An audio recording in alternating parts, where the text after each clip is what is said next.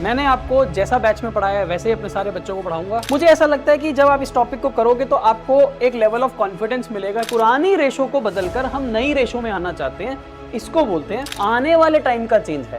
जो बीत गया है हम उसको चेंज नहीं करते। इतनी छोटी सी बात आपको लग रही है, लेकिन ये इतनी छोटी है नहीं। इस बदलाव के कारण जहां पर भी हमारे को एडजस्टमेंट करनी होगी वो हम सारी एडजस्टमेंट्स करें। ये चैप्टर इस लिहाज से बड़ा इंपॉर्टेंट है, बड़े आराम से, बड़े प्यार से, बहुत ईमानदारी के साथ आपने ये सारी चीजें सीखनी है। हेलो बच्चों, कैसे हो आप सब लोग? उम्मीद है आप सही बच्चे बहुत बढ़िया होंगे और एकदम मजे में होंगे। विश्वास कॉमर्स फ्री बैच में आप सभी का स्वागत है और यहाँ पर आपको मिलते हैं हर सब्जेक्ट से related one shot revision lectures. और आज अकाउंटेंसी का हम पार्टनरशिप से related third chapter one shot series के अंदर कवर करेंगे। इस चैप्टर का नाम है change in profit sharing ratio. कई बुक्स के अंदर change in profit sharing ratio को गुडविल के साथ ही पढ़ाया जाता है, लेकिन मैंने आपको जैसा बैच में पढ़ाया है वैसे ही अपने सारे बच्चों को पढ़ाऊंगा। हमने सबसे पहले पार्टनरशिप का बेसिक्स किया, फंडामेंटल्स ऑफ पार्टनरशिप, उसका वन शॉट पढ़ा है, चैनल पर आप देख सकते हैं। फिर हमने गुडविल के बारे में सारी बातें करी, गुडविल क्या होती है, क्यों होती है, कैसे होती है, क्या मेथड होता है गुडविल का, वो सारी बातें करी। आज हम इसी कड़ी को आगे बढ़ाते हुए लेक्चर नंबर 3 इसलिए बोल रहा हूं बिकॉज ये वन शॉट नंबर 3 है, change in profit sharing ratio between partners. हम इस टॉपिक को करेंगे। मुझे ऐसा लगता है कि जब आप इस टॉपिक को करोगे तो आपको एक लेवल ऑफ कॉन्फिडेंस मिलेगा कि हाँ यार, बात तो सारी समझ आ गई। और जो बातें आप इस चैप्टर में सीखोगे ना, जो भी बातें अभी हम 1-1.5 घंटे में सीखेंगे, ये सारी बातें बेटे सेम टू सेम एडमिशन में भी आपको देखने को मिलेंगी, रिटायरमेंट में भी देखने को मिलेंगी, डेथ ऑफ अ पार्टनर में भी सेम बातें हम करेंगे। लगभग ऐसी ही बातें हम डिसोल्यूशन वाले चैप्टर में भी करेंगे। तो मतलब गोइंग फॉरवर्ड हमारे जितने भी वन शॉट्स आएंगे, change in profit sharing ratio के बाद एडमिशन, एडमिशन के बाद रिटायरमेंट, डेथ, डिसोल्यूशन, पूरी पार्टनरशिप जब तक चलेगी, तो ये सारे कॉन्सेप्ट दोबारा रिपीट करते चले जाएंगे। तो इसलिए इस लिहाज से आज जो आप पढ़ने वाले हो ये एक भूमिका सेट कर देगा आपके आने वाले 3-4 और लेक्चर्स हैं जो पार्टनरशिप से रिलेटेड है। ठीक है जी, तो कॉपी पेन तो अभी तक आपने निकाल लिया होगा। शुरू करें, फटाफट से शुरू करते हैं sir. Change in profit sharing ratio between partners वाला टॉपिक आज करेंगे। क्या पहले पूरा बेसिक्स समझेंगे, पूरा कॉन्सेप्ट समझेंगे एज यूजुअल, और साथ में कुछ क्वेश्चंस भी लगाते चले जाएंगे, so that at the end of the series, at the end of the one shot lecture आपको ऐसा लगे कि मजा आ गया। ठीक है ना? ओके है सर, स्टार्ट कर दो सर। देखो, होता क्या है ना कि जब दो पार्टनर या दो से ज्यादा पार्टनर मिलकर एक धंधे को स्टार्ट करते हैं तो वो अपनी कुछ बातें, टर्म्स एंड कंडीशंस डिसाइड कर लेते हैं। जो भी उनकी टर्म्स एंड कंडीशंस होती हैं वो उसको पार्टनरशिप डीड में लिख लेते हैं। लेकिन डाउन द लाइन 1-2 साल के बाद या थोड़े महीनों के बाद भी उनको ऐसा लगने लगता है कि नहीं यार, जो हमने डिसाइड किया था, जो हमने सोचा था कि हम इस तरह से अपनी पार्टनरशिप चलाएंगे, उसके अंदर हमारे को कुछ ना कुछ चेंजेस करने हैं, कुछ ना कुछ चेंजेस करने हैं। तो चेंज तो हम बहुत कुछ कर सकते हैं ना पार्टनरशिप डीड में। हम हर चीज चेंज कर सकते हैं पार्टनरशिप डीड के अंदर, जो भी पार्टनरशिप डीड में लिखा था। जैसे कि 2 पार्टनर थे ए और बी, अब वो 3 होना चाहते हैं, ए बी सी, ये भी कर सकते हैं। पहले 3 पार्टनर थे ए बी सी, अब वो 2 होना चाहते हैं, ए और बी, सी को बाहर निकालना चाहते हैं, ये भी कर सकते हो। पहले 2 पार्टनर ए और बी थे, उन्होंने ये डिसाइड किया था कि वो आपस में 3:2 की रेशो में होंगे। उन्होंने पहले ये डिसाइड कर रखा था कि वो आपस में 3:2 की रेशो में पार्टनर होंगे।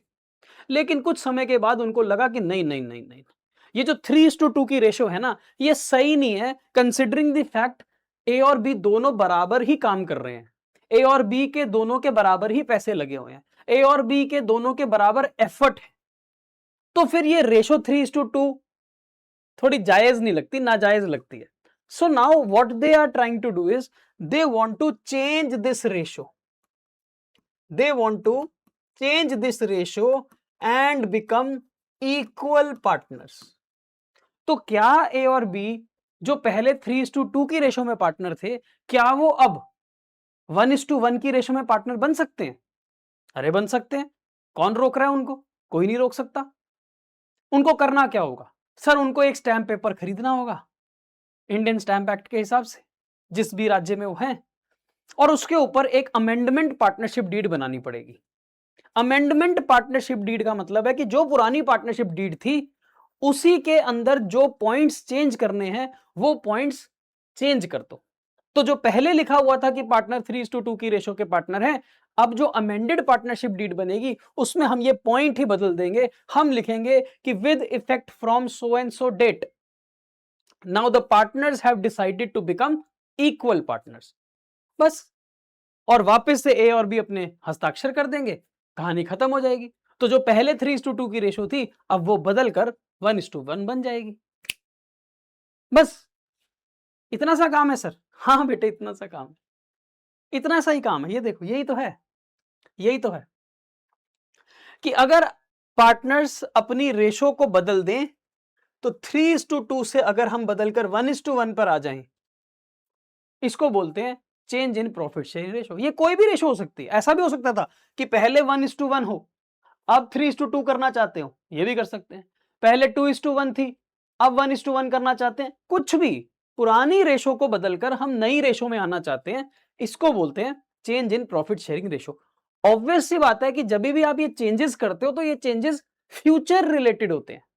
मतलब जो बीत गया है, जो पहले का टाइम था, जिस टाइम पर वो 3:2 के पार्टनर थे, वो बीत गया।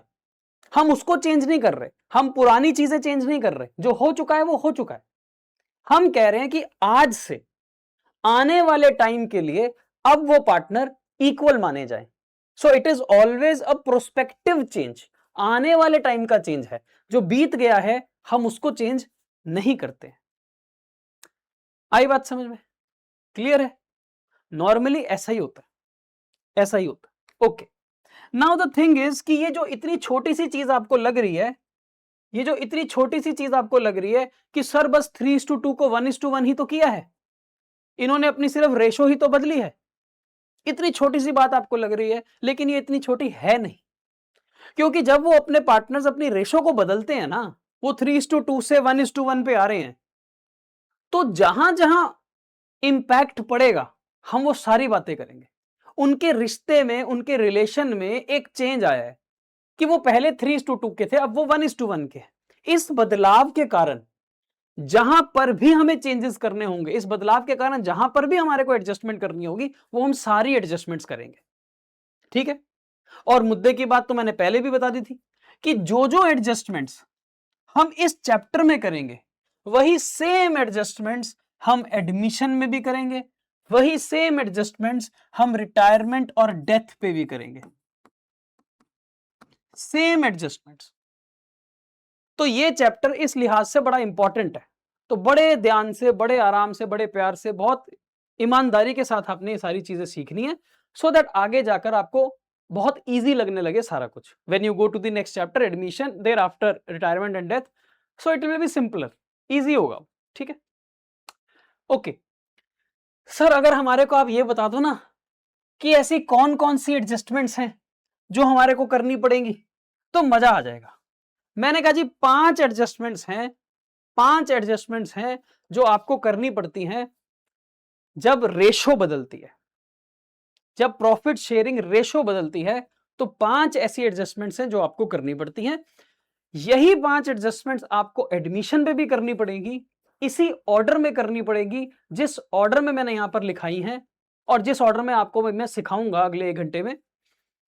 Same adjustments will be in admission, same in retirement, same in death of a partner, same होंगी और इसी ऑर्डर में होंगी जिस ऑर्डर में है। क्लियर है? पहली एडजस्टमेंट, एडजस्टमेंट नंबर 1 पढ़ लेते हैं। सबसे पहले हमारे को यह डिसाइड करना पड़ेगा, हमें ये डिफाइन करना पड़ेगा कि कौन सा पार्टनर सैक्रिफाइसिंग है, कौन सा पार्टनर गेनिंग है। अभी बात करेंगे। सेकंड, हमारे को करनी पड़ेगी गुडविल की एडजस्टमेंट। थर्ड, हमारे को करनी पड़ेंगी reserves and profits and losses की एडजस्टमेंट्स। फोर्थ, हमारे को एडजस्टमेंट करनी पड़ेगी revaluation of assets and liabilities. And fifth and last, हमारे को कैपिटल्स की एडजस्टमेंट करके न्यू पार्टनरशिप बैलेंस शीट बनानी पड़ेगी, न्यू पार्टनरशिप अकाउंट्स बनाने पड़ेंगे। पोस्ट दिस चेंज होने के पश्चात हमारे को फिर से कैपिटल और हमारे को बैलेंस शीट बनाने को हो सकती है। तो ये 5 एडजस्टमेंट्स। फर्स्ट, सैक्रिफाइस कौन कर रहा है, गेन कौन कर रहा है। Second, adjustment of goodwill. Third, adjustment of profit losses reserves existing at the time of change. Fourth, adjustment in the form of revaluation of assets and liabilities. Fifth and last, capital adjustment and preparation of new balance sheet. These are the 5 adjustments which will be again repeated in admission, same in retirement, same at the time of death. ठीक है जी. So first thing first, हमारे को ये पता करना है कि sacrificing partner कौन है और gaining partner कौन है. देखो आपको ये तो बात पता ही है, ये बात तो आपको पता ही है कि दो पार्टनर ए और बी थे, और ए और बी जो ओरिजिनली पार्टनर थे उनके बीच में एक रेशो थी, जैसे कि 3:2. तो दो पार्टनर 3:2 की रेशो में पहले से ही पार्टनर हैं. ये तो पुरानी रेशो है, this is the old ratio. ये रेशो पुरानी है. जैसे कि मान लो ये 1 अप्रैल 2026 की डेट है, ये पुराना समय है, ये आने वाला नया समय है. पुराने टाइम पर ए और बी के बीच में जो रेशो थी वो 3:2 की थी. Now what they have decided is कि from 1st of April they will change their ratio from 3:2 to 1:1. तो ये जो है ये ओल्ड रेशो है, पुरानी. ये है न्यू रेशो. आई बात समझ में? तो एक होती है ओल्ड रेशो और एक होती है न्यू रेशो. एक होती है ओल्ड रेशो और एक होती है न्यू रेशो. क्लियर? चेंज से पहले ओल्ड, चेंज के बाद न्यू. अब जब भी ये चेंज होगा ना, इस चेंज के वक्त दो बातें पक्का होंगी. Whenever there is a change, दो बातें इनएविटेबल हैं. There will be two things. For example, मान लो ये प्रॉफिट्स हैं और दो पार्टनर्स ए और बी थे जो 3:2 के बीच में पार्टनर थे. तो अगर 3:2 के बीच में ये पार्टनर थे ए और बी और इतना प्रॉफिट होता था, तो ए को कितना मिलता था? सर ए को मिलता था 3, बी को मिलता था 2. 3 out of 5 and 2 out of 5, ये होती थी इनके बीच में रेशो. ठीक है. अब अगर ये पार्टनर्स अपनी रेशो को बदल दें तो यही प्रॉफिट्स अब ए और बी के बीच में 1:1 की रेशो में बांटे जाएंगे. मतलब अब वही प्रॉफिट्स जिसमें पहले ए का हिस्सा 3/5 था, अब उसी प्रॉफिट में ए का हिस्सा हो जाएगा हाफ. पहले जिस प्रॉफिट में बी का हिस्सा 2/5 था, अब उस प्रॉफिट में हिस्सा हो जाएगा बी का हाफ. हिस्से बदल जाएंगे, प्रॉफिट्स का बंटवारा चेंज हो जाएगा. आ रही है बात समझ में? ओके, बिल्कुल ठीक है सर. सर एक एग्जांपल से समझा सकते हो? हाँ मैं समझा सकता हूं. मैं नंबर लेके समझाता हूं. मान लो पहले 100 रुपए का प्रॉफिट होता था. मान लो पहले 100 रुपए का प्रॉफिट होता था. होता तो अभी भी 100 का ही प्रॉफिट है. ठीक है. पहले जब हम इस 100 रुपए के प्रॉफिट को बांटते थे तो बंटवारा करते थे 3:2 की रेशो में. मतलब जो ए है उसके हिस्से में 60 रुपए का प्रॉफिट आता था और बी के हिस्से में 40 रुपए का प्रॉफिट आता था. अब जब रेशो बदल जाएगी तो वही 100 रुपए का प्रॉफिट ए के हिस्से में 50 आना शुरू हो जाएगा और बी के हिस्से में 50 आना शुरू हो जाएगा. Half half. अब इस प्रक्रिया से दो बातें बेटे इनएविटेबल हैं. इनएविटेबल का मतलब है दो बातें तो होके ही रहेंगी. यह सत्य है. क्या दो बातें होके रहेंगी बेटे? बात नंबर 1 कि किसी पार्टनर को नुकसान होगा, और बात नंबर 2 किसी पार्टनर को गेन होगा. होगा ही होगा, ऐसा ही होगा. किसी एक पार्टनर को फायदा होना शुरू हो जाएगा और किसी एक पार्टनर को नुकसान होना शुरू हो जाएगा इस चेंज के कारण. आपके आंखों के सामने है, देखो जरा. जो ए है, ए उसको पहले 60 रुपए मिलते थे, 60. अब उसको 50 मिल रहे हैं, तो जिसको पहले 60 मिलते थे अगर उसको अब 50 मिलेंगे तो बेटे उसको 10 रुपए का नुकसान होगा ना, होगा तो होगा, उसको नुकसान होगा। लेकिन at the same time B जिसे पहले 40 मिलते थे अब उसको 50 मिलने शुरू हो जाएंगे, तो जिसको पहले 40 मिलते थे अगर उसको अब 50 मिलेंगे तो बेटे 10 का प्रॉफिट बी को होना शुरू हो जाएगा। जितना नुकसान ए झेलेगा बेटे उतना ही प्रॉफिट बी को होगा, जितना प्रॉफिट बी को होगा उतना ही नुकसान ए को होगा। ऐसा ही होगा क्योंकि कोई तीसरा व्यक्ति तो बीच में है ही नहीं। सर अगर ये ए बी सी होते तो क्या होता? बेटे अगर ये ए बी सी होते तो भी ऐसा ही होता, किसी पार्टनर को फायदा होता और किसी पार्टनर को नुकसान होता। किसी पार्टनर्स को फायदा हो सकता था और किसी पार्टनर्स को नुकसान हो सकता था। ऐसा भी हो सकता है कि एक पार्टनर को ना फायदा हो ना नुकसान हो, और जितना फायदा एक पार्टनर को हो रहा है उतना ही फायदा दूसरे पार्टनर को हो रहा है, तीसरे को कुछ हो ही नहीं रहा। ऐसा भी हो सकता है। लेकिन the point of the fact is, the point is कि जितना नुकसान होगा उतना ही किसी को फायदा होगा। ठीक है जी, ओके। तो हमें दो बातें करनी होंगी। हमारे को यह पता करना होगा कि किसको नुकसान हो रहा है, कौन सा पार्टनर सेक्रीफाइस करेगा। जैसे कि हमारे एग्जाम्पल में ए को नुकसान हुआ है, यह हमें आइडेंटिफाई करना पड़ेगा। और दूसरी बात हमें यह भी आइडेंटिफाई करना पड़ेगा कि गेन किसको हो रहा है। जैसे कि हमारे एग्जाम्पल में बी को गेन हो रहा है, तो किसको नुकसान हो रहा है, किसको फायदा हो रहा है, ये दोनों बातें हमारे को फाइंड आउट करनी पड़ेगी। यही ढूंढना है, यही ढूंढना है। ठीक है सर, यही है हमारा पहला स्टेप, यही है हमारा पहला स्टेप। ठीक है सर, जैसे कि एक क्वेश्चन करते हैं। ए बी सी पार्टनर्स हैं sharing in the ratio of 3:1। A B C तीन पार्टनर है, 3:1 की रेशियो है। From 1st of April they decided to share profits and losses equally. पहले ये 3:1 के पार्टनर थे, यानी कि जो ए बी और सी की ओल्ड पोजीशन थी वो पोजीशन थी 3:1। लेकिन अब इनके बीच में ये डिसाइड हुआ कि अब तो ये फ्यूचर में इक्वल हो जाएंगे, मतलब ये तीनों पार्टनर बराबर के पार्टनर हो जाएंगे, ये तीनों पार्टनर्स बराबर के पार्टनर हो जाएंगे। अब ये तो change in profit sharing ratio है ना सर। पहले इनके बीच में रेशो 3:1 की थी, अब ये अपनी रेशो को बदलकर 1:1 कर रहे हैं। So this is the concept, this is the concept of change in profit sharing ratio.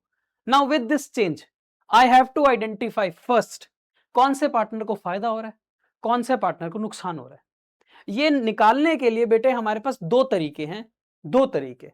एक तरीका तो ये है कि हम सैक्रिफाइस निकाल लें, और एक तरीका यह है कि हम गेन निकाल लें। हम कुछ भी निकाल सकते हैं ना, फायदा किसको हो रहा है हम ये भी ढूंढ सकते हैं, नुकसान किसको हो रहा है हम ये भी ढूंढ सकते हैं। सो हम सैक्रिफाइस भी ढूंढ सकते हैं, हम गेन भी ढूंढ सकते हैं, कुछ भी ढूंढ लो, बात तो एक ही है।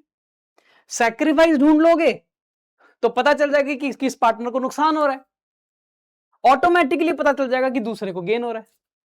आप गेन ढूंढ लो, आप ये पता कर लो कि किसको गेन हो रहा है, कौन फायदे में जा रहा है, तो ऑटोमेटिकली पता चल जाएगा कि दूसरा वाला नुकसान में जा रहा है। ठीक है ना। सैक्रिफाइस का बेटे एक फॉर्मूला होता है, यहां से देखो सैक्रिफाइस का फॉर्मूला क्या बना। सैक्रिफाइस का फॉर्मूला कैसे निकाला हमने? सर सैक्रिफाइस हमने कहा कि ए को नुकसान हो रहा है, कैसे पता चला था? सर ए को पहले जो मिलते थे वो 60 मिलते थे, बाद में जो मिलने लगे वो 50 हैं, यानी कि ए को पहले ज्यादा मिलते थे, ओल्ड शेयर 60, अब जो मिल रहा है न्यू शेयर 50। तो ओल्ड में से अगर मैं न्यू शेयर माइनस कर दूं तो मेरे पास सैक्रिफाइस आ जाएगा। Correct sir. सर फिर गेन कैसे आएगा? चेक करो बेटे, आपने कैसे बोला था कि बी को फायदा हो रहा है? सर देखो पहले इसको 40 मिलते थे, अब इसको 50 मिल रहे हैं, यानी कि द न्यू हिस्सा, new share is 50 which is greater than the old हिस्सा, ओल्ड शेयर ऑफ 40। तो फॉर्मूला क्या बन गया? सर इसका फॉर्मूला तो उल्टा हो गया। हाँ अब इसको जो मिलता है वो ज्यादा है जो पहले इसको मिलता था। तो old minus new is sacrifice, new minus old is gain. Old minus new is sacrifice, new minus old is gain. ठीक है, ओके। तो सर एक काम कर लेते हैं, हम ना सैक्रिफाइस का फॉर्मूला यूज कर लेते हैं, क्योंकि उसने मुझसे सैक्रिफाइस पूछा है, तो सैक्रिफाइस का फॉर्मूला यूज कर लेते हैं। भाई सैक्रिफाइस का फॉर्मूला होता है old share minus new share. Sir क्या हम ये तीनों के लिए निकालेंगे? हाँ बेटे, आप ए के लिए भी सैक्रिफाइस कैलकुलेट करोगे, बी के लिए भी करोगे, सी के लिए भी करोगे। ठीक है सर। ए का क्या है? ओल्ड। पहले ए को क्या मिलता था? सर पहले ए को मिलता था 3/6। पहले बी को क्या मिलता था? 2/6। पहले सी को क्या मिलता था? 1/6। Minus minus minus new. अब ए को क्या मिलेगा? 1/3। बी को 1/3, सी को 1/3। तो अब मिलेगा 1/3 1/3 1/3। तो बताओ बेटे इसको सॉल्व करना आता है कि नहीं आता तुम्हारे को? आता है सर। सर हम एलसीएम ले लें? बेटे एलसीएम लेना एलसीएम ले लो, नहीं एलसीएम लेना तो क्रॉस मल्टीप्लाई करके निकाल लो। जैसे कि 339 minus 6 divided by 18, 326 minus 616 divided by 18, 313 divided by 18। क्या एलसीएम के चक्कर में पड़ना, छड्डो परे, सस्ता वाला काम करो ना। इसको सॉल्व करो बेटे। 3/18, सर इसको सॉल्व करके 1/6 आ गया। Very good. 6 minus 6 is 0। Oh, and this is -3/18। Solve करेंगे तो -1/6। सर इससे हमारे को क्या पता चला? बेटे इससे हमारे को सिंपल सी एक बात पता चल गई कि सर बी को तो ना फायदा हो रहा है ना नुकसान हो रहा है।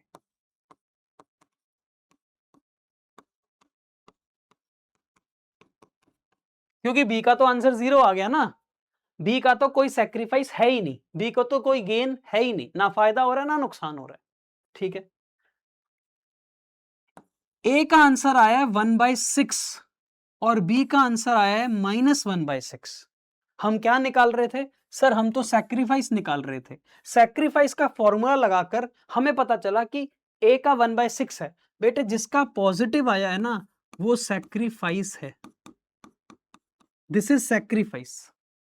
लेकिन सैक्रिफाइस का फॉर्मूला लगाते लगाते ये नेगेटिव हो गया। जब सैक्रिफाइस का फॉर्मूला लगा के ये नेगेटिव हो जाएगा तो बेटे ये सैक्रिफाइस नहीं रहेगा, ये बन जाएगा गेन। आई बात समझ में? फॉर्मूला तुम लगा रहे हो सैक्रिफाइस का। अब दो बातें हो सकती हैं, या तो जो तुम्हारा आंसर आएगा वो प्लस में आएगा या आंसर माइनस में आएगा। सिमिलरली गेन का फॉर्मूला लगाते समय आंसर या तो प्लस का आएगा या माइनस का आएगा। देखो ना, सैक्रिफाइस का फॉर्मूला लगाया, आंसर प्लस में आया, आंसर माइनस में आया। तुम गेन का फॉर्मूला लगाते ना गेन का, तो ये वाला माइनस में आता, ये वाला प्लस में आता। दो बातें हो सकती हैं बेटे। अगर सैक्रिफाइस का फॉर्मूला आके प्लस में आया तो ये सैक्रिफाइस है, और अगर नेगेटिव आ गया तो गेन बन जाएगा। गेन का फॉर्मूला आके प्लस में आया तो ये गेन है, लेकिन गेन का फॉर्मूला लगा के माइनस में आ गया तो ये सैक्रिफाइस बन जाएगा। तो सैक्रिफाइस का फॉर्मूला लगाया, ये पॉजिटिव है तो सैक्रिफाइस, सैक्रिफाइस का फॉर्मूला लगा के ये नेगेटिव है तो गेन। क्वेश्चन ने मेरे से पूछा था कि सैक्रिफाइसिंग रेशियो क्या है? सैक्रिफाइसिंग रेशियो नहीं है यहां पर ए सैक्रिफाइस कर रहा है 1/6, और बेटे जितना वो सैक्रिफाइस कर रहा है उतना ही गेन कर रहा है C. The sacrifice is always equal to gain. जितना नुकसान होगा उतना ही तो किसी को फायदा होगा, और अगर कितना फायदा होगा किसी को तो उतना ही तो नुकसान होगा। आई बात समझ में? कर लोगे ना कैलकुलेट ऐसे ही? हाँ सर। सर एक क्वेश्चन हम करें? मैंने कहा जी ठीक है, करके देख लेते हैं। जैसे कि ए बी सी तीन पार्टनर थे, 3:1 की रेशो थी। Now from 1st of January they have decided that they will share profits in the ratio of 2:3। अब ये कह रहे हैं कि अब हमारा रिश्ता बदल जाएगा, अब हम हो जाएंगे न्यू पार्टनर 2:3। आपसे पूछा बताओ कौन सा पार्टनर गेन कर रहा है, कौन सा पार्टनर सैक्रिफाइस कर रहा है। हाँ जी, ओके। तो सर हम कोई भी फॉर्मूला लगा सकते हैं ना, सैक्रिफाइस लगाएंगे तो भी पता चल जाएगा। तो सर इस बार गेन का फॉर्मूला लगा लो। मैंने कहा जी ठीक है, गेन होता है न्यू माइनस ओल्ड। सभी में फॉर्मूला लगाओ गेन का, सभी में बेटे सेम फॉर्मूला लगाया करो, एक ही फॉर्मूला लगाओ, या तो गेन का या सैक्रिफाइस का। अब गेन का फॉर्मूला लगाया ए पे, ए को अब क्या मिल रहा है, ए को मिल रहा है सर 2/7, बी को क्या मिलेगा 2/7, सी को क्या मिलेगा 3/7, माइनस माइनस माइनस ओल्ड। ए को पहले मिलता था 3/6, बी को मिलता था 2/6, सी को मिलता था 1/6। बेटे इसको सॉल्व कर लो। सर सॉल्व करने के लिए हम एलसीएम लेंगे, हाँ ले लो कोई बात नहीं, उससे बेटर होता है कि मल्टीप्लाई कर दो, वैसे एलसीएम और मल्टीप्लाई सेम ही आंसर लेकर आएगी। 6 to 12 minus 21 divided by 42, 6 to 12, 7 to 14, 42, 6 3 18, 7 1 7, 42। इसको सॉल्व करोगे तो ये आ गया -9/42, this is -2/42 and this is 11/42। बेटे ये है पॉजिटिव, सिर्फ एक पॉजिटिव है, बाकी दोनों नेगेटिव है, मतलब गेन निकाल रहे हैं तो ये है शुद्ध गेन, दिस इज गेन। लेकिन सर ये तो नेगेटिव हो गया ना, हाँ तो ये बन गया सर सैक्रिफाइस, करेक्ट। ये भी सर नेगेटिव हो गया तो ये भी बन गया सैक्रिफाइस। तो हम क्या कह रहे हैं, दो लोग सैक्रिफाइस कर रहे हैं, 9 + 2 11 का, और 11 का ही तो गेन हो रहा है, तो सैक्रिफाइसेस का टोटल गेन के टोटल के बराबर ही आएगा। Sacrifice is always equal to gain, एक का फायदा दूसरे का नुकसान, मेरा फायदा तो तेरे को नुकसान, तेरा फायदा मुझे नुकसान। सो एक का फायदा दूसरे का नुकसान, दूसरे का फायदा पहले का नुकसान, ऐसा ही होगा। Sacrifice will be equal to gain check करने के लिए। क्वेश्चन ने मुझसे पूछा था कि सैक्रिफाइसिंग रेशो है या गेनिंग रेशो है, बेटे यहां पर सैक्रिफाइसिंग रेशो आएगी, सैक्रिफाइसिंग रेशो आएगी, क्योंकि रेशो हमेशा निकालने के लिए आपके पास दो इकाइयां होनी चाहिए, आपके पास दो इकाई यहां पर सैक्रिफाइस की है। सो A/B का सैक्रिफाइस है 9:2, ये है सैक्रिफाइसिंग रेशो A और B के बीच में। डन, आ रहा है मजा? हाँ सर, एक थोड़ा सा मजा और ले लें, एक क्वेश्चन और करके देख लेते हैं, ठीक है ना, एक क्वेश्चन और करके देखते हैं फटाफट से। PQR पार्टनर्स थे, 1:2 की रेशो थी, 1:2 की रेशो थी, PQR पार्टनर थे। 1 अप्रैल को इन्होंने डिसाइड किया कि जो P है he will get 1/4 of the total profit, ठीक है। अब इन्होंने डिसाइड किया कि जो P है उसको 1/4 मिलेगा, पहले और अब में फर्क है, पहले रेशो थी 1:2 की, यानी कि P को मिलता था 1/5, अब P कह रहा है कि मुझे मिलना चाहिए 1/4, तो हमने P को दे दिया 1/4, पहले कितना मिलता था 1/5, 2/5, 2/5, ये पहले मिलता था। अब P कह रहा है जी मुझे 1/4 देना, हमने कहा जी ठीक है तू 1/4 ले ले। बेटे अगर मैं 1/4 P को दे दूं तो जो बाकी का बचेगा 3/4 वो किसका होगा, Q और R का। ये देखना, ये पूरा प्रॉफिट है, इसमें से अगर मैंने 1/4 P को दे दिया तो जो बचेगा रिमेनिंग ये कितना होगा सर, ये 3/4 होगा। 1 में से 1/4 अगर दे दिया तो 3/4 बच गया। अब जो बचा हुआ है 3/4 ये आधा आधा लेना चाहते हैं Q और R, तो मतलब सर Q लेना चाहता है 3/4 का आधा और R लेना चाहता है 3/4 का आधा। 3/4 का आधा होता है बेटे 3/4 मल्टीप्लाइड बाय 1/2, 3/4 मल्टीप्लाइड बाय 1/2, 3/8, 3/8, ठीक है। तो बताओ फिर सैक्रिफाइस आएगा कि गेन आएगा, सर कोई भी फॉर्मूला लगा लो, सैक्रिफाइस लगा लो, old share minus new share. तो हम ये तीनों का निकालेंगे, P Q R। ओल्ड, पहले P को मिलता था 1/5, Q को मिलता था 2/5, R को मिलता था 2/5। अब P कह रहा है मुझे दे दो 1/4, Q कह रहा है मुझे दे दो 3/8, R कह रहा है मुझे दे दो 3/8। इसको हम सॉल्व कर लेंगे बेटे, क्रॉस मल्टीप्लाई 4 - 5/20, 16 - 15/40, 16 - 15/40। आप इसको सॉल्व करोगे तो 1/20 माइनस का 1/40, 1/40। Sir sir sir sir sir sir sir sir sir हम सैक्रिफाइस निकाल रहे थे। सैक्रिफाइस तो ये है ना, हाँ जी, ये भी सैक्रिफाइस है, हाँ जी। ये क्या हो गया सर, ये तो नेगेटिव हो गया, मतलब ये बन गया गेन। तो P को 1/20 का गेन हो रहा है और 1/40 और 1/40 का सैक्रिफाइस Q और R को हो रहा है। बेटे 1/40, 1/40 is 2/40, 2/40 is 1/20, 1/20 is equal to 1/20। सही है सब कुछ। अब हमें तो सर सैक्रिफाइसिंग रेशो निकालनी है ना, तो Q और R के बीच में जो सैक्रिफाइसिंग रेशो आ रही है बेटे वो 1:1 आ रही है। 1/40 का सैक्रिफाइस 1/40 यानी कि इक्वल सैक्रिफाइस 1:1। आई बात समझ में?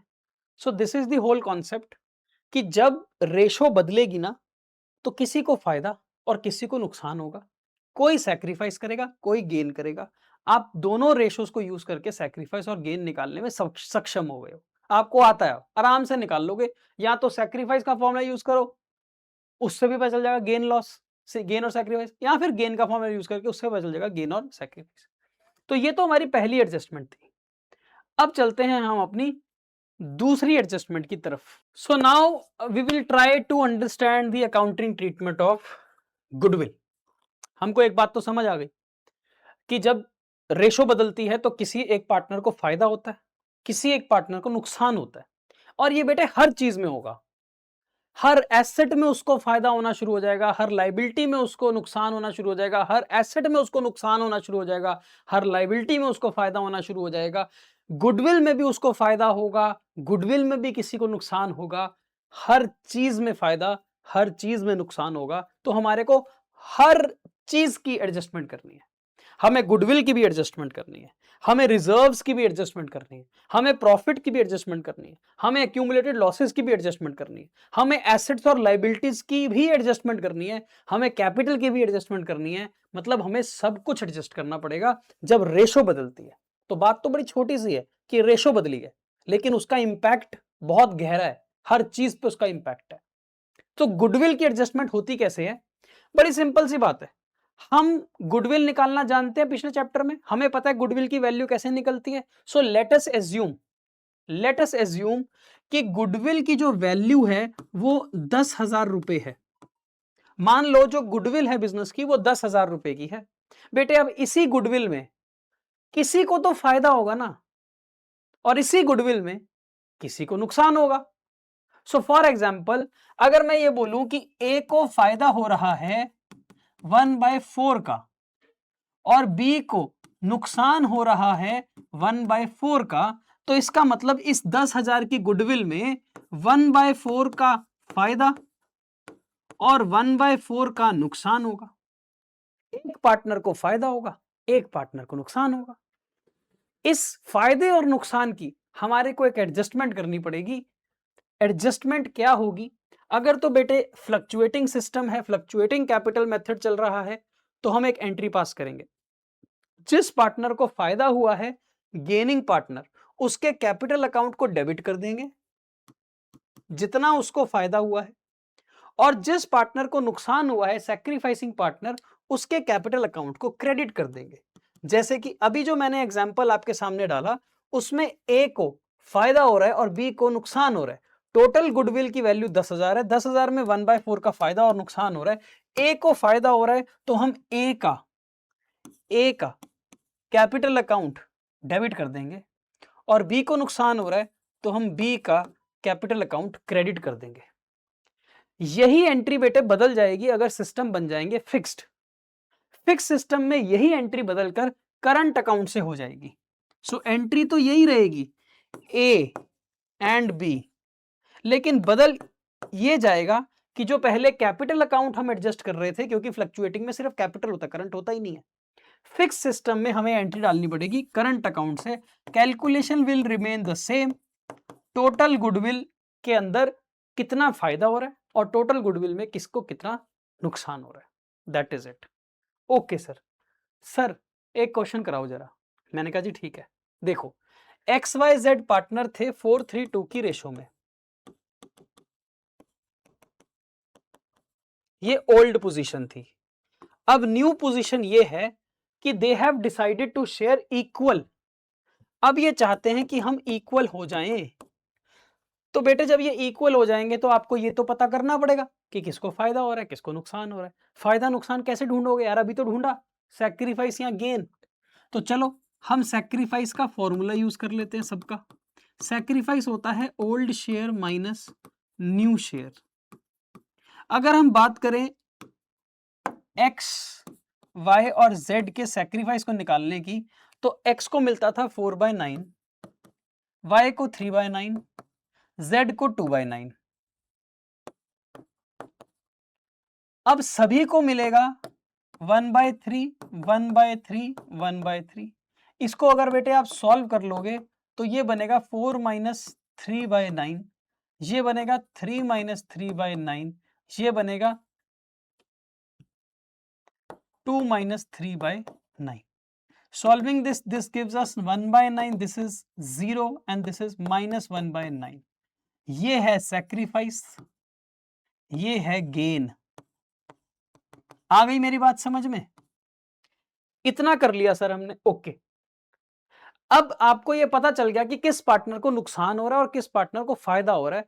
अब देखो गुडविल है कितनी, कह रहा है जी गुडविल है हमारी 36,000 रुपए की। बेटे ठीक है ना, फिर अगर 36,000 रुपए की गुडविल है, इसमें 1/9 का नुकसान हो रहा है किसी को, एक्स को, और 1/9 का ही फायदा हो रहा है जेड को।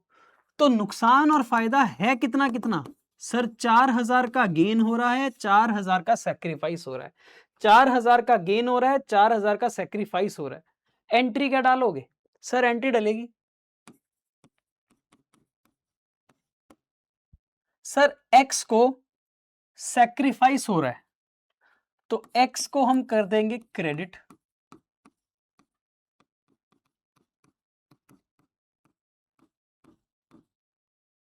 सर जेड को गेन हो रहा है 4,000 का तो जेड को कर देंगे हम डेबिट। इसका मतलब जिसको गेन हो रहा है वो 4,000 रुपए कॉम्पनसेट करेगा उस व्यक्ति को जिसको नुकसान हो रहा है। ऐसा ही होता है ना यार, ऐसा ही होता है। जिसको फायदा हो रहा है उससे फायदा लेकर उसको कॉम्पनसेट कर देंगे जिसको नुकसान हो रहा है, राइट। तो एंट्री बन जाएगी Z2X। सर आपने कैपिटल अकाउंट क्यों यूज किया, आपने करंट अकाउंट यूज क्यों नहीं किया? क्योंकि बेटे बताया नहीं। तो सिस्टम कौन सा होता है जब बताते नहीं? तो सर सिस्टम होता है फ्लक्चुएटिंग, और फ्लक्चुएटिंग में तो बेटे करंट अकाउंट होता ही नहीं ना, तो एंट्री तो कैपिटल अकाउंट से करेंगे। ठीक है सर। सर एक क्वेश्चन और कराओगे? मैंने कहा जी ठीक है कराएंगे। देखो जरा, ABC पार्टनर थे, 3:1 की रेशो थी। अब ABC ने डिसाइड किया कि उनकी रेशो हो जाएगी 6:5:2। तो बेटे जैसे ही रेशो बदली, आप सबसे पहले क्या चीज चेक करोगे? जैसे ही रेशो बदलेगी आप सबसे पहले ये चेक करोगे किसको फायदा हो रहा है किसको नुकसान हो रहा है। तो मैं तो बेटे हमेशा सैक्रिफाइस का ही फॉर्मूला लगाता हूं। आपने गेन का लगाना, गेन का लगा लो, कोई डिफरेंस थोड़ी है, उल्टा ही तो है फॉर्मूला। ओल्ड माइनस न्यू की जगह वो न्यू माइनस ओल्ड है। ठीक है सर, ये ABC तीनों के लिए करोगे? हाँ जी। पहले क्या मिलता था? A को 3/6, B को 2/6, 1/6 C को। अब कितना मिल रहा है? 6/13, 6, 5, 11, 11 to 13, 5/13, 2/13। सॉल्व करना बड़ा इजी है, क्रॉस मल्टीप्लाई कर लो। 39 - 36 divide by 78, 26 minus 30 divide by 78, 13 minus 12 divide by 78। करो जी इसको सॉल्व करोगे तो आएगा 3 by 78 positive minus 4 by 78 and 1 by 78 positive. बेटे जो पॉजिटिव है वो सैक्रिफाइस है, 3 और 1, 4 का सैक्रिफाइस है, 4 का गेन है। तो हमको पता चल गया कि किसको कितना फायदा और किसको कितना नुकसान हो रहा है। अब टोटल गुडविल कितनी की है? The total value of goodwill is 78,000। बेटे इसका मतलब क्या है सर? 78,000 की गुडविल के अंदर ए को 3 बाय 78 का सैक्रिफाइस हो रहा है, मतलब 3,000 रुपए का नुकसान होगा। बी को इसी 78,000 के अंदर 4 बाय 78 का फायदा होगा, मतलब 4,000 का गेन, ये सैक्रिफाइस। सिमिलरली 78,000 के अंदर 1 बाय 78 का सैक्रिफाइस होगा, मतलब 1,000 का सैक्रिफाइस। अब हमारे को क्योंकि पता चल गया कि किसको कितना नुकसान किसको कितना फायदा, तो हम एंट्री डाल देंगे। एंट्री क्या होगी? एंट्री होगी सर फायदा हो रहा है सिर्फ बी को, तो B is capital account debit 4,000 to A's capital account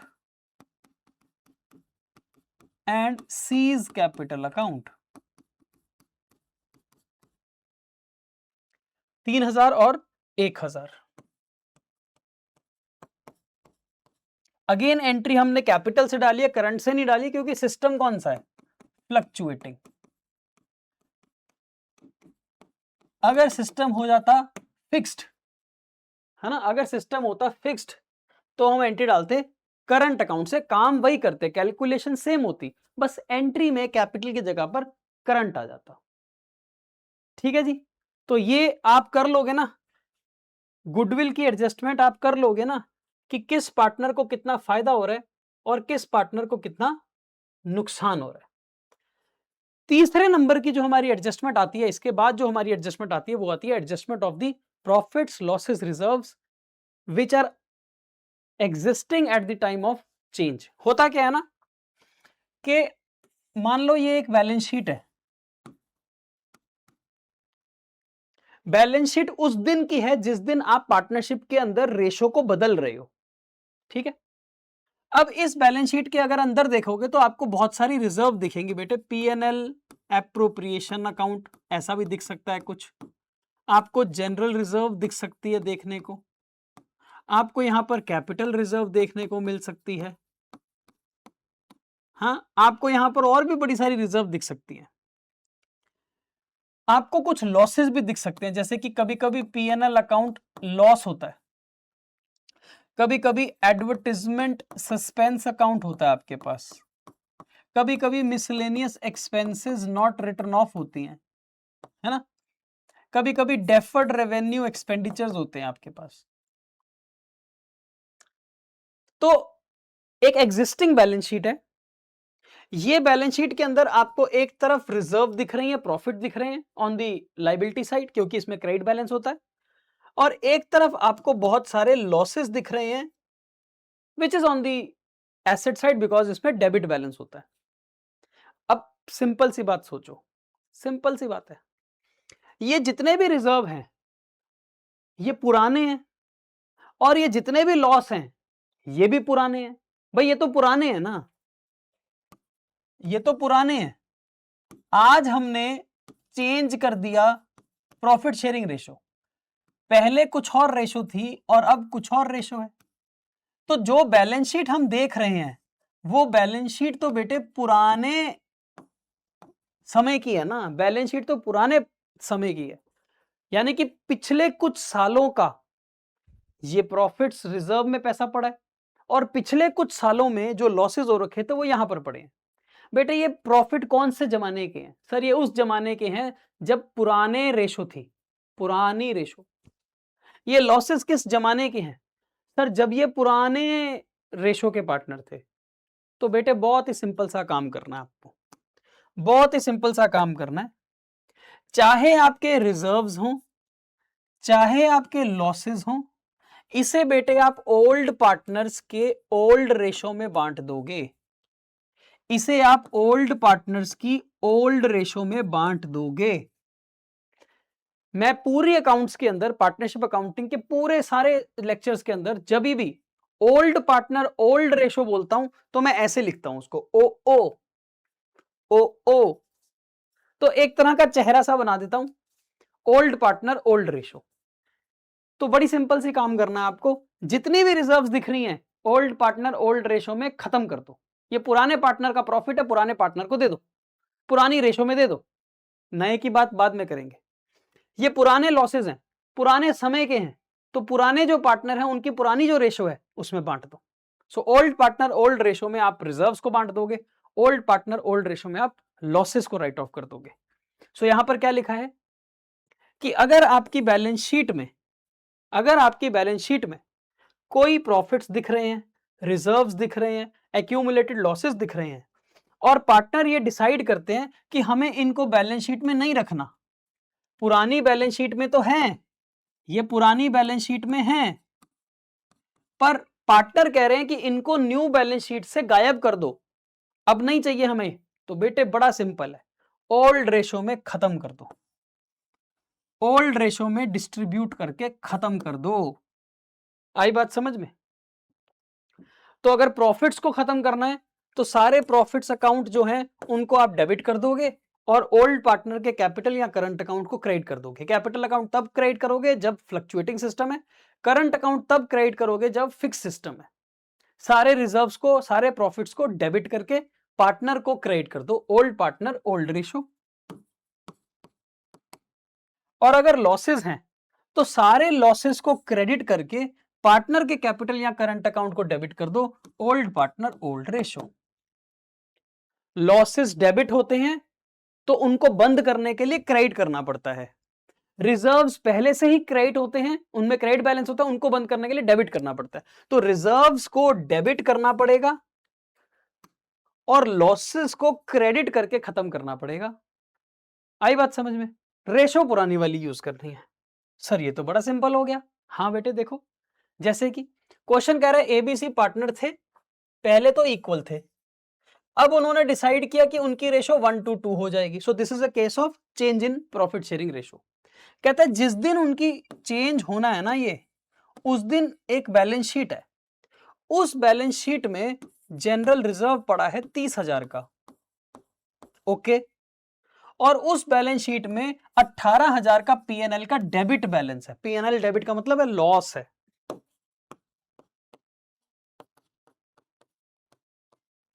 question आपको कह रहा है कि आप जर्नल एंट्री रिकॉर्ड करो। क्वेश्चन आपको क्या कह रहा है कि आप जर्नल एंट्री रिकॉर्ड करो।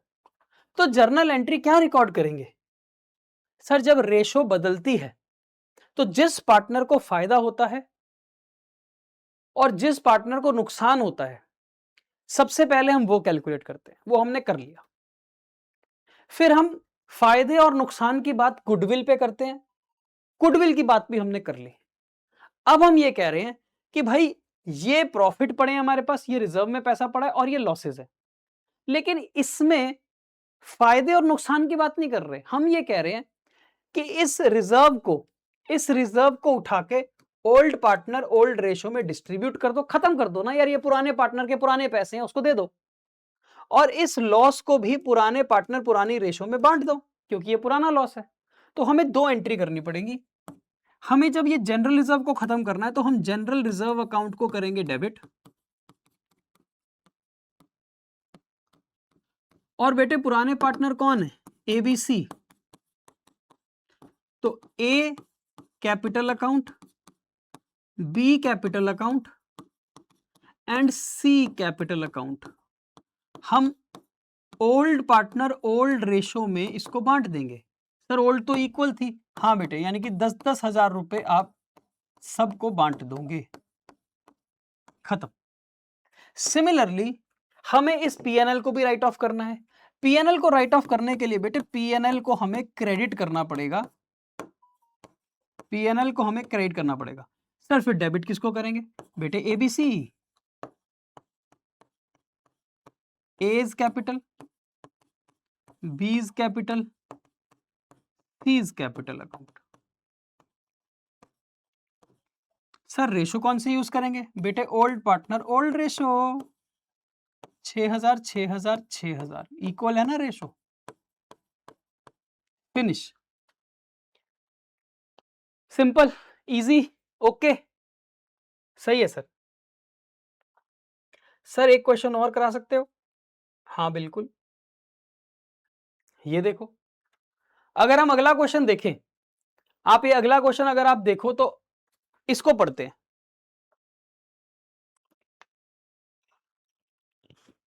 सो वी हैव अनदर क्वेश्चन, आओ जरा इसको पढ़ते हैं।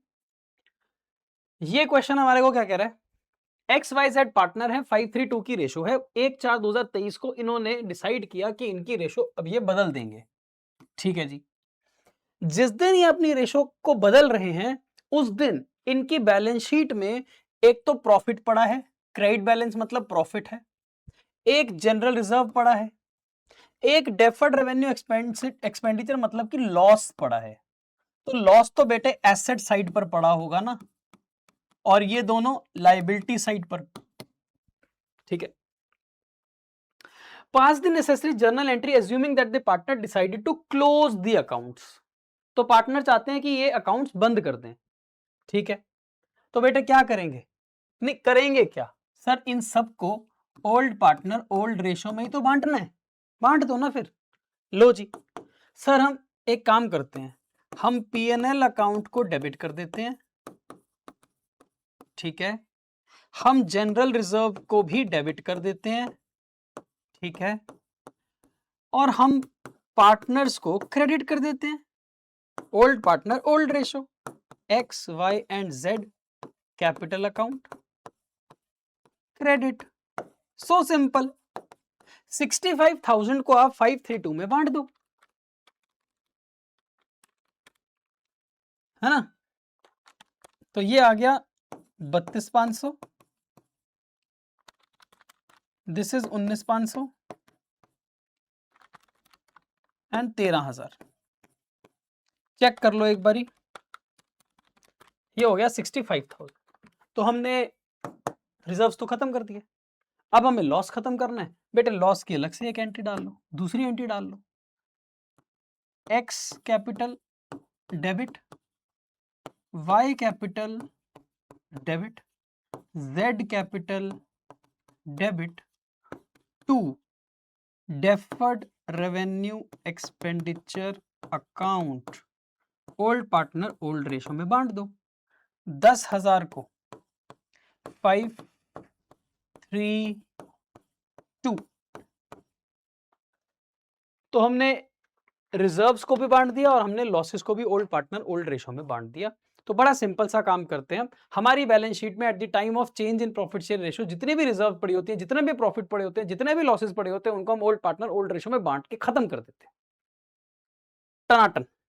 ठीक है सर, लेकिन कई बार बेटे क्वेश्चन हमारे को यह भी कहता है, कई बार क्वेश्चन हमारे को यह भी कह सकता है कि जो रिजर्व्स आपकी बैलेंस शीट में पड़ी हैं, आप उन रिजर्व्स को छेड़ो मत, ऐसे ही पड़े रहने दो। जैसे कि हमने मान लो जनरल रिजर्व में पैसा रखा हुआ है, अब रेशो के बदलने पर हम नहीं चाहते कि हम अपनी जनरल रिजर्व को तोड़ दें, हम नहीं चाहते कि हम अपनी जनरल रिजर्व को बांट दें, हम चाहते हैं कि ना कोई जनरल रिजर्व यहां से चेंज हो, ना पीएनएल को हम डिस्ट्रीब्यूट करें, हम अपनी रिजर्व्स को, अपने प्रॉफिट्स को, अपने लॉसेस को नहीं छेड़ना चाहते। We want them to be continued in the new balance sheet. तो कहता है अगर आप अपनी रिजर्व्स को नई बैलेंस शीट में कंटिन्यू करना चाहते हो तो बेटे फिर ओल्ड पार्टनर ओल्ड रेशो में थोड़ी बांटोगे, फिर थोड़ी बांटोगे। जैसे ही आप ओल्ड पार्टनर ओल्ड रेशो की एंट्री डालते हो बेटे, ये पीएनएल रिजर्व और लॉसेस वाइप आउट हो जाते हैं, बैलेंस शीट साफ हो जाती है, जनरल रिजर्व गायब हो जाएगी, कैपिटल में चली जाएगी, पीएनएल गायब हो जाएगा, कैपिटल में चला जाएगा, लॉस गायब हो जाएगा, कैपिटल में एडजस्ट हो जाएगा। लेकिन अब कह रहा है कि हम नहीं चाहते कि जनरल रिजर्व गायब हो जाए, हम नहीं चाहते कि जनरल रिजर्व डिस्ट्रीब्यूट हो जाए। हम चाहते हैं कि जैसे जैसे पुरानी बैलेंस शीट में जनरल रिजर्व 10,000 की दिख रही थी, हम चाहते हैं कि जो हमारी न्यू बैलेंस शीट होगी ना, उसमें भी general reserve continue to appear. जैसे पहले दिख रही थी वैसे ही दिखती रहे। जैसे पहले ए और बी थे 5:3 की रेशो में, अभी भी ए और बी तो होंगे, लेकिन 1:1 की रेशो में होंगे। रेशो बदल गई है, लेकिन हम नहीं चाहते कि जो जनरल रिजर्व थी वो यहां से गायब हो जाए। हम चाहते हैं कि जैसे जनरल रिजर्व यहां पर नजर आ रही है वैसे ही वो नजर आती रहे। आई बात समझ में? तो हमें क्या करना होगा बेटे? हमें बड़ा सिंपल सा काम करना होगा। हमें एडजस्टमेंट बिल्कुल वैसे ही करनी होगी जैसे हमने गुडविल की एडजस्टमेंट करी है। हमें वैसे ही एडजस्टमेंट करनी होगी जैसे हमने गुडविल की एडजस्टमेंट करी है। मतलब टोटल गुडविल में जिसको जितना फायदा हो रहा था, गेन, हम वो कैलकुलेट करेंगे, करते थे ना। और जैसे टोटल गुडविल में किसको कितना सैक्रिफाइस हो रहा है हम वो कैलकुलेट करते थे, और फिर हम एक एंट्री डालते थे गेनिंग टू सैक्रिफाइसिंग की गुडविल में। वही काम कर दो बस। टोटल प्रॉफिट में, टोटल रिजर्व में किसको कितना फायदा हो रहा है, किसको कितना नुकसान हो रहा है, वो कैलकुलेट करो। जिसको फायदा हो रहा है, गेन, उसके कैपिटल करंट को डेबिट कर दो। जिसको नुकसान हो रहा है उसके कैपिटल करंट को क्रेडिट कर दो। ओके ओके, बात समझ आ गई? बात समझ आ गई सर? आप क्या कहना चाहते हो? आप ये कहना चाहते हो कि एक्स, वाई और जेड तीन पार्टनर है 5:3:2 की रेशो में। इन्होंने अपनी रेशो को बदल दिया 2:3:5 की रेशो में। पहले ये 5:3:2 थे, अब 2:3:5 है। बेटे यहां से आप ये बता सकते हो किसको फायदा किसको नुकसान हो रहा है? हाँ बता सकते हैं, बिल्कुल बता सकते हैं। सर देखो, वाई को तो नो प्रॉफिट नो लॉस है, वाई को तो कोई नुकसान भी नहीं हो रहा, कोई फायदा भी नहीं हो रहा। उसको पहले भी 30% मिलता था, 3/10, अभी भी उसको 3/10 ही मिल रहे हैं, उसको तो कोई फायदा नुकसान नहीं है। सर पहले ए को 50% मिलता था, अब उसको 20% मिल रहा है एक्स को, तो इसका मतलब 3/10 का सैक्रिफाइस एक्स कर रहा है, 5-3। और जो जेड है उसको 2 मिलता था, अब 5 मिलेगा, तो उसको 3/10 का गेन है। सो एक्स को नुकसान हो रहा है, वाई को कुछ नहीं हो रहा है, जेड को गेन हो रहा है। ठीक है, क्वेश्चन कह रहा है they decided to record the effect of the following accumulated profit and losses without affecting the book values by passing a single entry। ये बात का मतलब क्या है? यहां सवाल कह रहा है कि जो हमारी बैलेंस शीट में रिजर्व दिख रही है ना 6,000 की, और जो हमारी बैलेंस शीट में प्रॉफिट का बैलेंस दिख रहा है 24,000 का, वो ऐसे ही दिखता रहे, हम इसको छेड़ना नहीं चाहते।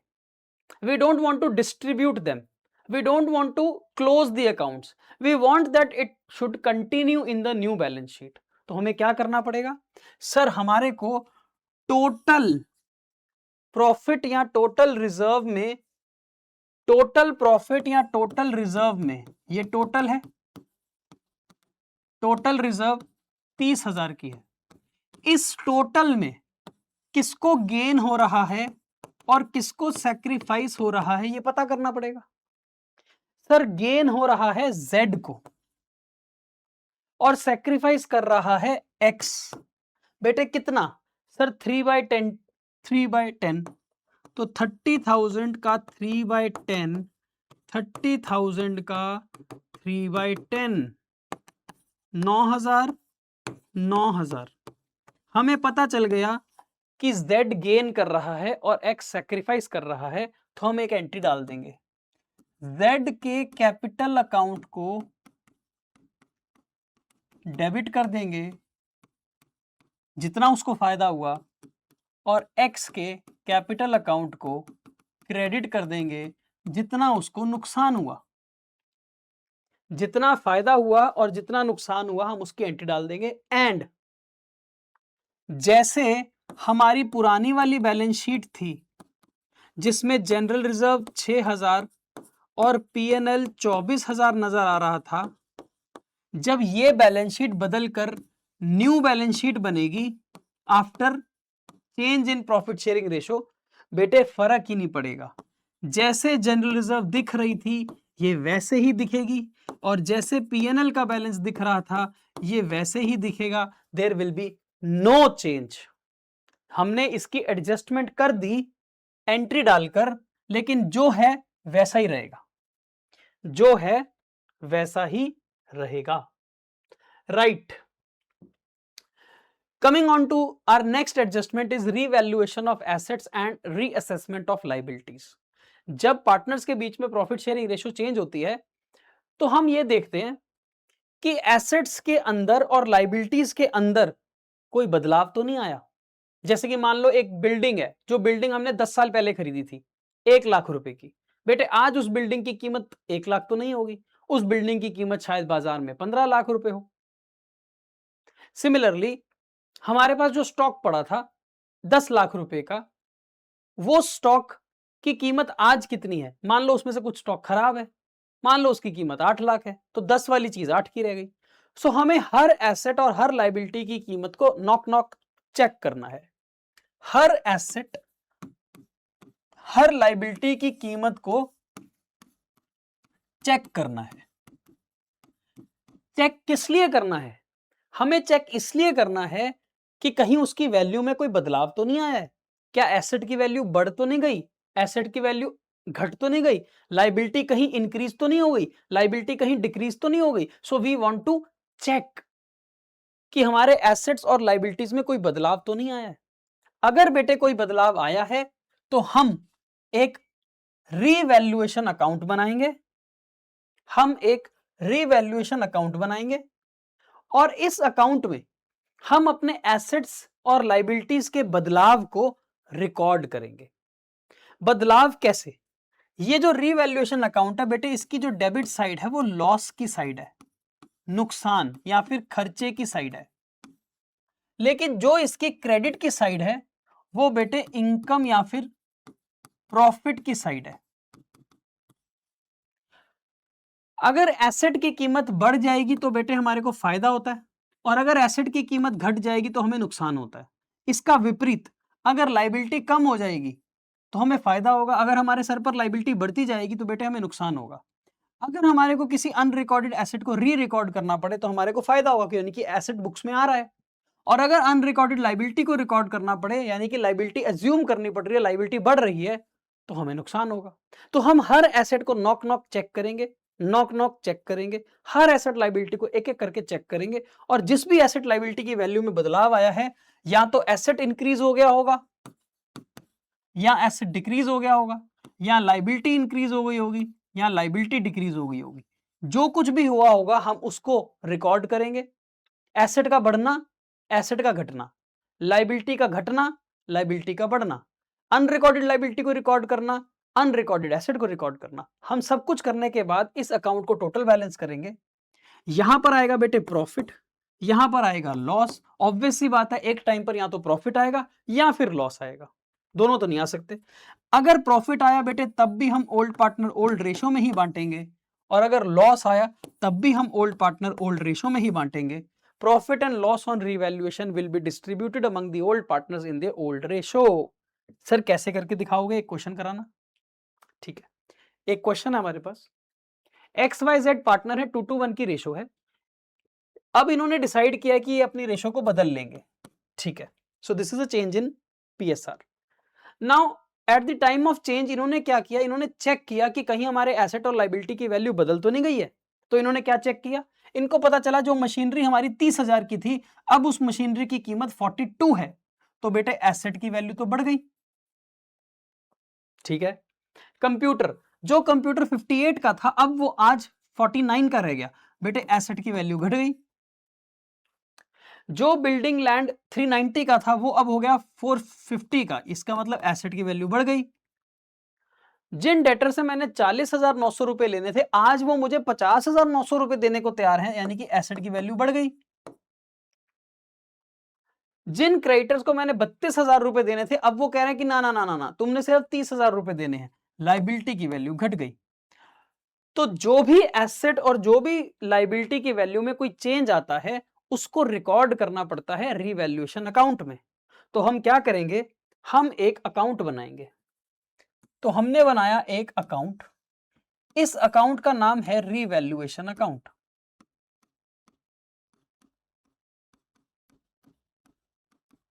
इस अकाउंट में हम हर चीज को रिकॉर्ड करेंगे, जैसे कि मशीनरी की कीमत बढ़ गई, बेटे मशीन महंगी हो गई तो इसका मतलब फायदा हो गया।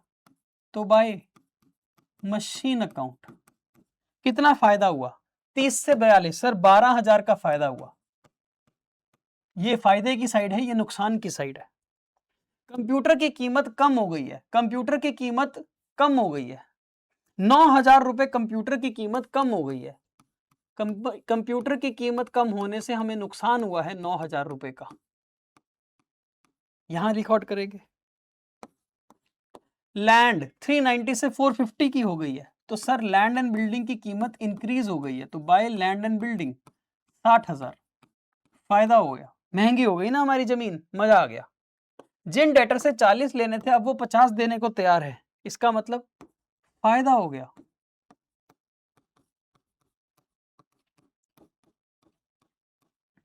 जिन क्रेडिटर्स को हमने 32 देने थे, अब वो कह रहे हैं कि 30 दे दो, बेटे बच गए पैसे, फायदा हो गया। तो फायदा और नुकसान का खेल है सारा। क्रेडिट साइड पर सारे फायदे, प्रॉफिट, इनकम, डेबिट साइड पर सारे नुकसान या खर्चे। जब एक बार आपने सारे एसेट और सारी लाइबिलिटीज की रीवैल्यूएशन कर ली, सबका बढ़ना और सबका घटना आपने जब रिकॉर्ड कर लिया, तो उसके बाद जब आप इस अकाउंट को टोटल बैलेंस करेंगे, तो आपके पास आ जाएगा 60, 70, 80, 84। तो आपके पास आ जाएगा बेटे 75,000 रुपीज का प्रॉफिट। इसे बोलते हैं प्रॉफिट ऑन रीवैल्यूएशन। इस प्रॉफिट को बेटे बिल्कुल वैसे ही ट्रांसफर करते हैं जैसे हमने पीएनएल एप्रोप्रिएशन को ट्रांसफर करना सीखा है। मजे की बात यह है कि ओल्ड पार्टनर ओल्ड रेशो में ही ट्रांसफर किया जाएगा, यानी कि हम 2:1 की रेशो में इसको बांट देंगे। जैसे ही हम 2:1 की रेशो में इसको बांटेंगे, 2:1, 5, 15, 30, 30, 15, ये अकाउंट हो जाएगा खत्म, ये अकाउंट हो जाएगा खत्म। तो इस तरह से बनाई जाती है रीवैल्यूएशन अकाउंट। अगर हमारे को जर्नल एंट्री डालनी हो, तो बेटे हम 3 जर्नल एंट्री डालेंगे। सबसे पहली जर्नल एंट्री ये रही, revaluation account debit to computer, computer की वैल्यू को कम कर दिया। उसके बाद सेकंड जर्नल एंट्री यहां से आएगी, machine account debit 12,000, land account debit 60,000, debtor account debit 10,000, creditor account debit 2,000, to revaluation account, revaluation credit 84,000। ये सेकंड एंट्री है। तो यहां पर पहली एंट्री, ये वाली second entry. Last entry is third entry, जो हमने प्रॉफिट कमाया उस प्रॉफिट ऑन रीवैल्यूएशन को पार्टनर्स में डिवाइड कर दिया। तो एंट्री बनेगी revaluation account debit 75,000, 2x, 2y, 2z, 30, 30, 15। सो 3 जर्नल एंट्री आप खुद डाल लेंगे और आप जर्नल एंट्री डालकर आंसर सॉल्व कर लेंगे। ठीक है जी। सर अब हम चाहते ये हैं आपसे कि आप हमारे को एक ऐसा क्वेश्चन करा दो जिस क्वेश्चन को करने से सर हमारे सारे कॉन्सेप्ट क्लियर हो जाए।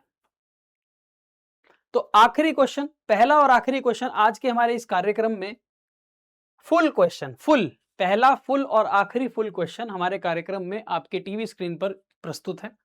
फटाफट से हम इस क्वेश्चन को करके अपना ये वाला चैप्टर का वन शॉट खत्म करते हैं। इतना ही है इसके अंदर, इससे ज्यादा कुछ नहीं है। ठीक है सर। एबीसी पार्टनर है, 5:3 की रेशो है। आपको ये बैलेंस शीट दे रखी है, एक बार बेटे बैलेंस शीट को फटाफट से स्कैन करो, पढ़ो जरा इस बैलेंस शीट को, देखो क्या इसमें।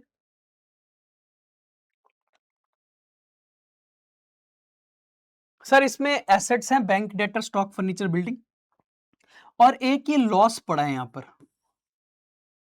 जो हमें लग रहा है कि इसकी कोई ना कोई तो एडजस्टमेंट होगी। तो यहां पर एक लॉस पड़ा है। क्रेडिटर्स, बिल, पेबल, लाइबिलिटी है। सर यहां पर एक जनरल रिजर्व पड़ी है।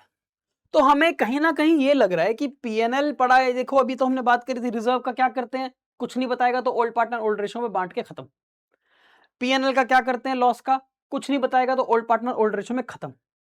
अगर इसे कंटिन्यू करना होगा तो हम देख लेंगे। 1 अप्रैल 2023 को पार्टनर्स ने डिसाइड किया कि अब वो अपनी रेशो को बदलकर 3:2:1 कर लेंगे। बेटे जो रेशो पहले चल रही थी 5:3:2, जो रेशो पहले चल रही थी 5:3:2, अब उस रेशो को बदलकर ये करना चाहते हैं 3:1। सबसे पहला स्टेप क्या होगा बेटे बताओ, स्टेप नंबर 1। सर सबसे पहले हमारे को यह पता करना पड़ेगा कि किस पार्टनर को फायदा हो रहा है, किस पार्टनर को नुकसान हो रहा है। तो निकाल लो। अगर मैं सैक्रिफाइस का फॉर्मूला लगा दूं, सैक्रिफाइस का फॉर्मूला, तो ओल्ड शेयर में से न्यू शेयर माइनस करना पड़ेगा। अब अगर हम ये सबके लिए करके देखें एबीसी के लिए तो कैसे पता चलेगा। सर ओल्ड शेयर था 532, यानी कि 5/10, 3/10 और 2/10। अब जो रेशो है वो रेशो हो गई है 3:1, तो 3/6, 2/6, 1/6। सॉल्व कर लो बेटे इसको, ये आ जाएगा 30 - 30 0, ये आ जाएगा 18 - 20 -2/60, ये आ जाएगा 12 - 10 2/60। तो सर ये आ गया सैक्रिफाइस, और क्योंकि ये नेगेटिव है तो ये बन गया गेन। हमको पता चल गया कि किस पार्टनर को फायदा हो रहा है और किस पार्टनर को नुकसान हो रहा है, क्लियरली पता चल गया। पहला स्टेप कंप्लीट। बेटे दूसरा स्टेप क्या होता है, सर दूसरा स्टेप होता है गुडविल की एडजस्टमेंट करना। दूसरा स्टेप होता है गुडविल की एडजस्टमेंट करना। दूसरा स्टेप होता है गुडविल की एडजस्टमेंट करना। आओ बेटे गुडविल देखें कितनी है। Point number E, goodwill is 1,20,000। Step number 2, goodwill की एडजस्टमेंट। स्टेप नंबर 2, गुडविल की एडजस्टमेंट। हमारी गुडविल है कितने की, सर हमारी गुडविल है 1,20,000 की। बेटे इस 1,20,000 में क्या किसी को फायदा हो रहा है, हाँ किसको, सर बी को। क्या किसी को नुकसान हो रहा है, हाँ सी को। बोलो बेटे कितना फायदा कितना नुकसान, सर 2/60 2/60। तो बोलो कितना, 2/60 120 का, 2/60 120 का, 2/60 120 का, मतलब 4,000 रुपए का फायदा,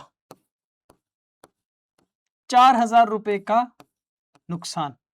क्या हम इसकी एंट्री डाल लेंगे, हाँ सर हम इसकी एंट्री डालेंगे। एंट्री बनेगी बेटे B's capital account debit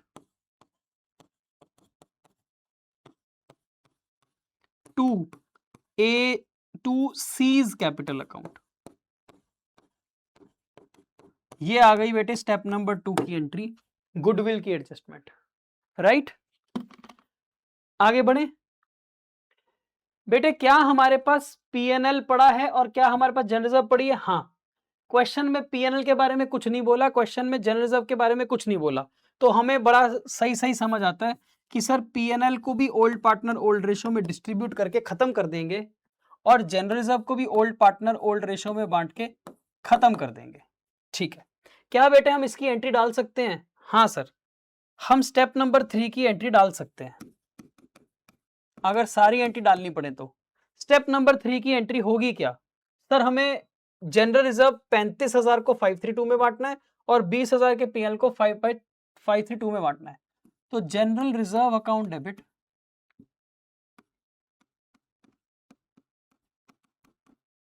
35,000 to old partner old ratio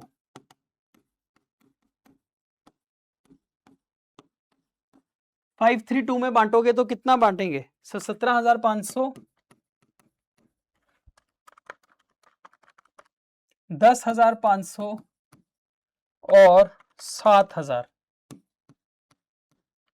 similarly एक और एंट्री बनेगी सर, पीएनएल को भी तो राइट ऑफ करना है। हाँ जी, पीएनएल को राइट ऑफ करने के लिए ए का कैपिटल अकाउंट कर देंगे डेबिट, बी का कैपिटल अकाउंट कर देंगे डेबिट, सी का कैपिटल अकाउंट कर देंगे डेबिट, क्रेडिट कर देंगे पीएनएल का लॉस। लॉस खड़ा है बैलेंस शीट पे 20,000।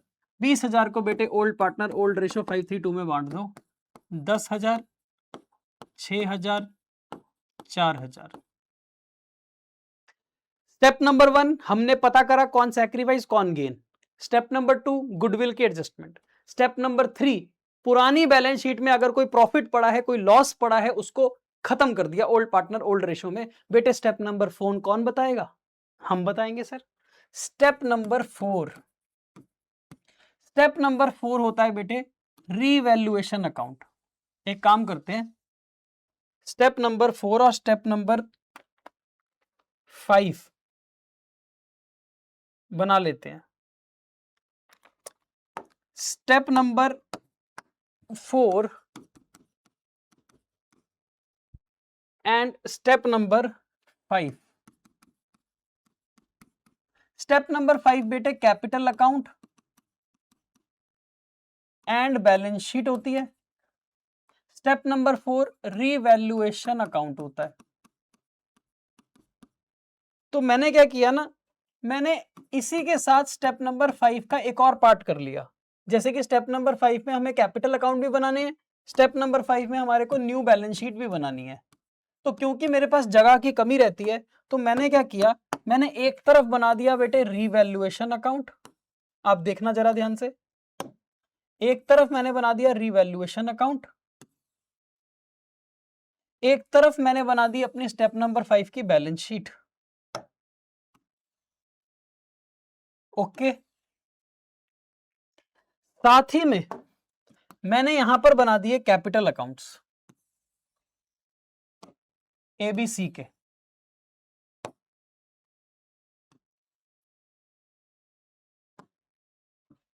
ये आ गए मेरे कैपिटल अकाउंट्स।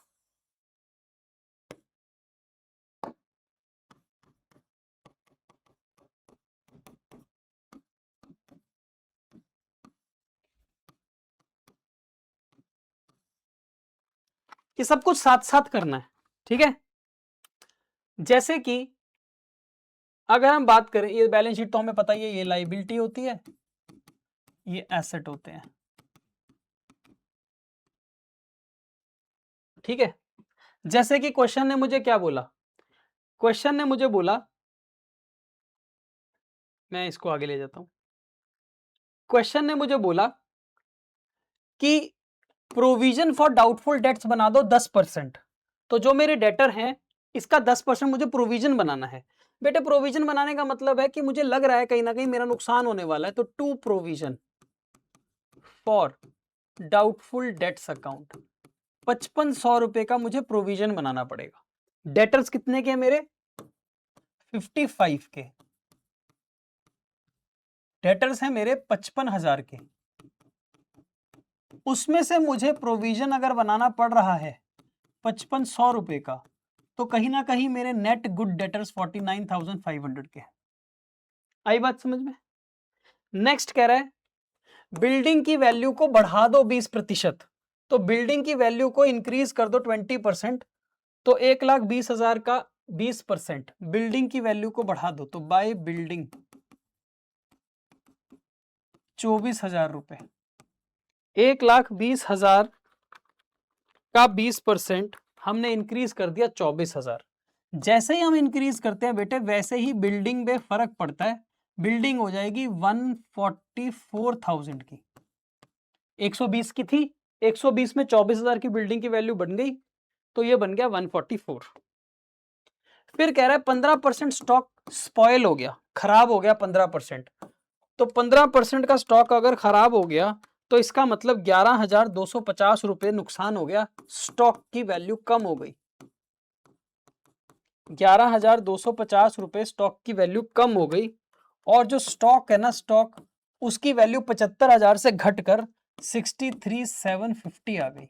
तो बेसिकली क्या हो रहा है, हर एसेट की वैल्यू चेंज करके हम यहां पर चेंज करके लिख रहे हैं। हर लाइबिलिटी की वैल्यू को चेंज करके हम चेंज करके लिखेंगे।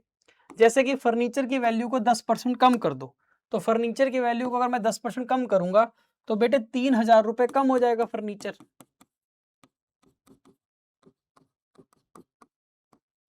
तो फर्नीचर की कीमत रह कितनी जाएगी? 27। 30,000 का फर्नीचर था ना, हमने कम कर दिया तो फर्नीचर की वैल्यू घटकर 27 रह जाएगी। अब जरा एक बार देखो, डेटर्स का काम हो गया सर, स्टॉक काम हो गया सर, फर्नीचर काम हो गया सर, बिल्डिंग काम हो गया सर, पीएनएल सर काम हो गया, हमने इसको बांट दिया है, जनरल रिजर्व काम हो गया सर, हमने इसको बांट दिया है। ठीक है, अब देखो, क्या ये बैंक का बैलेंस चेंज हुआ? नहीं बेटे, जिसका चेंज नहीं होगा ना उसको as it is balance sheet में लिख दो। जैसे कि इसकी वैल्यू चेंज नहीं हुई ना, तो बैंक की वैल्यू चेंज नहीं हुई तो उसको एज इट इज लिख दो, कोई बदलाव ही नहीं है।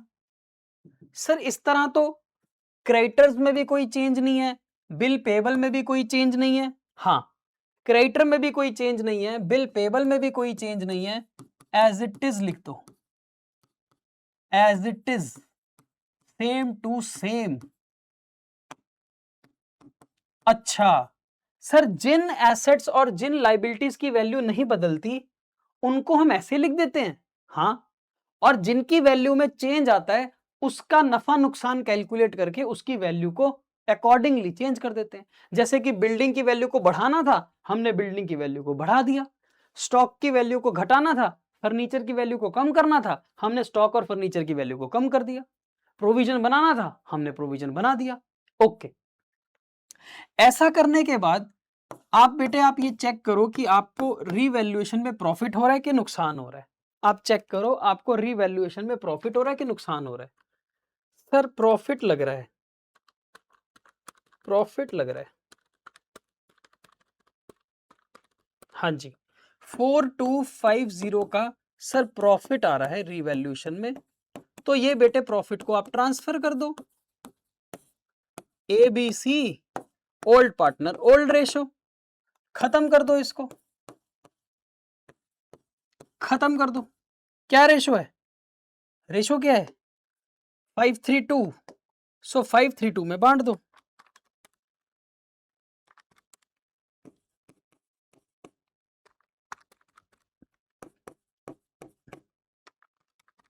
ठीक है जी, बांट दिया सर। सो रीवैल्यूएशन का काम हो गया बेटे खत्म। बैलेंस शीट भी ऑलमोस्ट हमारी बन गई है। बैलेंस शीट में सिर्फ क्या चीज रह गई है? कैपिटल्स, ए बी और सी के कैपिटल्स। तो सर फिर हमें कैपिटल बना लेने चाहिए। हाँ जी, कैपिटल बना लेने चाहिए। कैपिटल की शुरुआत होगी बेटे 75, 45 और 30 से। लिखो जी, 75, 45 और 30, राइट। क्या है ये? Balance brought down. अब देखो आपने दो काम किए थे, दो काम आपने किए थे, दो काम आपने किए थे। एक आपने गुडविल को एडजस्ट किया था by recording this entry, B का कैपिटल डेबिट करके सी का कैपिटल क्रेडिट किया था 4,000 से। इस एंट्री को बेटे रिकॉर्ड करो, बी को डेबिट टू सी, बी को debit to C's capital 4,000, B से लेकर सी को दे दो 4,000 बाय बीज कैपिटल। आई बात समझ में? एक तो ये एंट्री हमने गुडविल की रिकॉर्ड कर दी, बी टू सी। एक एंट्री हमने ये भी तो रिकॉर्ड करी, ये जनरल रिजर्व की। एक एंट्री हमने और रिकॉर्ड करी पीएनएल की। बेटे इसको भी डाल दो। ए बी सी को क्रेडिट करना है जनरल रिजर्व के लिए 17,500,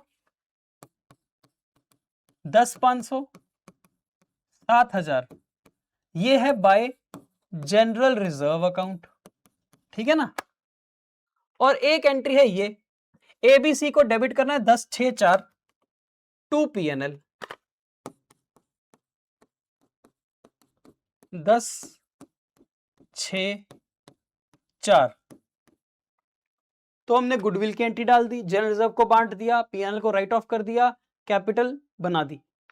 अब अगर आप इसका टोटल करके बैलेंस निकालोगे तो देखना जरा बैलेंस क्या आएगा। क्या सारा कुछ कर दिया हमने? जो तुमने रीवैल्यूएशन बनाया था, रीवैल्यूएशन, उसमें भी तो प्रॉफिट था सर, वो भी तो डालना है ना। हाँ, ये भी तो डालना है एबीसी में। 2125 बाय रीवैल्यूएशन अकाउंट, उसका जो प्रॉफिट आया था वो भी तो डालना है। 2125, 1275 और 850। अब करो इसका बैलेंस, अब सही है, ठीक है ना। जैसे कि इधर आ गया 94625, उसमें से माइनस हो गया 10,000, तो 84625। ये जो 84625 है ये यहां आ गया, ए का कैपिटल। सेम काम करेंगे बी का, 45,000 प्लस 10,500 प्लस 1,275, 56,775, 56,775 माइनस करेंगे 10,000, तो 46,775। ये जो 46,775 है वो यहां आ गया। लास्ट में अब आ गया सी, 30,000 प्लस 4,000 प्लस 7,000 प्लस 850, 41850, 41850 माइनस में 4,000, तो 37,850। ये तीनों बैलेंस उठाकर यहां आ गए। अब आप इन सब का टोटल करेंगे तो ये आ गया 169,250 और then you total the balance sheet. अब इस सारे को टोटल करेंगे, सारे को टोटल करोगे 314,250।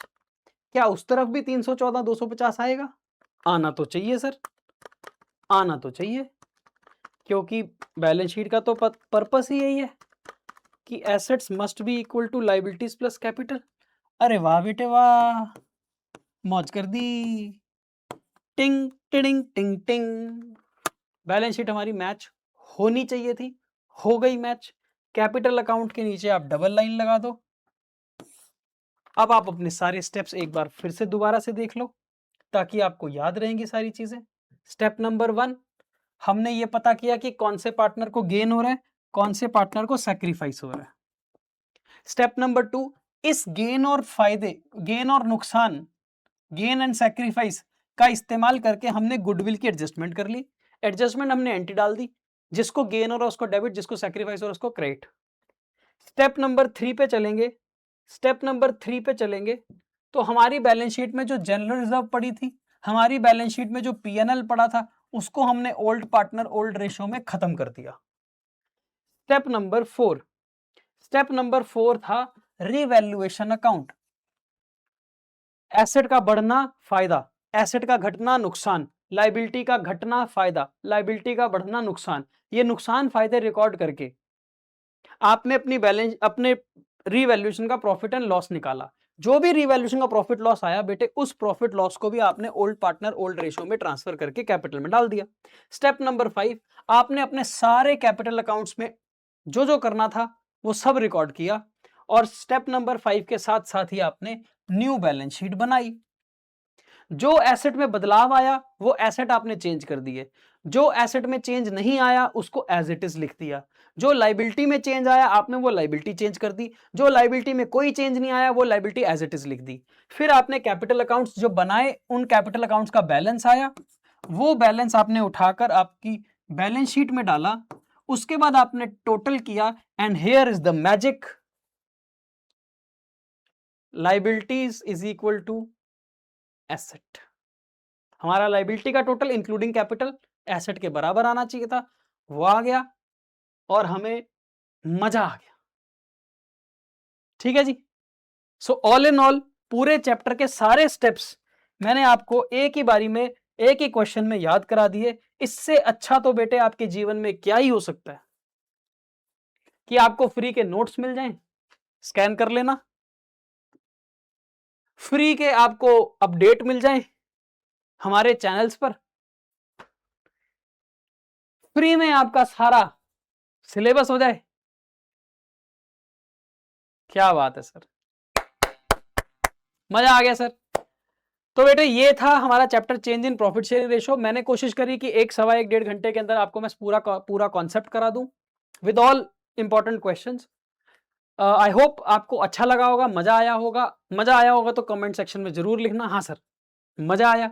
और ये मजा हम आगे भी कंटिन्यू रखेंगे, इसी सीरीज के अंदर चलता रहेगा सारा कुछ, क्योंकि आपने इस सीरीज का नाम ही ऐसा रख दिया है विश्वास। तो विश्वास रखें और पूरा सिलेबस यहां से आप कंप्लीट कर सकते हैं। मेरी उम्मीद आपके साथ ऐसी ही है कि आप मेरे साथ बने रहेंगे और जितने भी चैप्टर मैं अभी तक वन शॉट में डाल चुका हूं, जैसे कि this is the 3rd lecture after goodwill and basics fundamental of partnership, तो ये था change in profit share ratio. यही सिलसिला आगे भी कंटिन्यू रहेगा। तो आने वाले कुछ दिनों के अंदर आपको एक और वन शॉट देखने को मिलेगा which is related to admission of a partner. Detailed one shot होगा, उसमें सारी बातें हम कवर करेंगे। तो बस ऐसे पढ़ते रहो और आगे बढ़ते रहो। Keep learning, keep growing and thank you for joining me. और मिलते हैं अगले किसी वीडियो के अंदर। Till then take care and bye bye.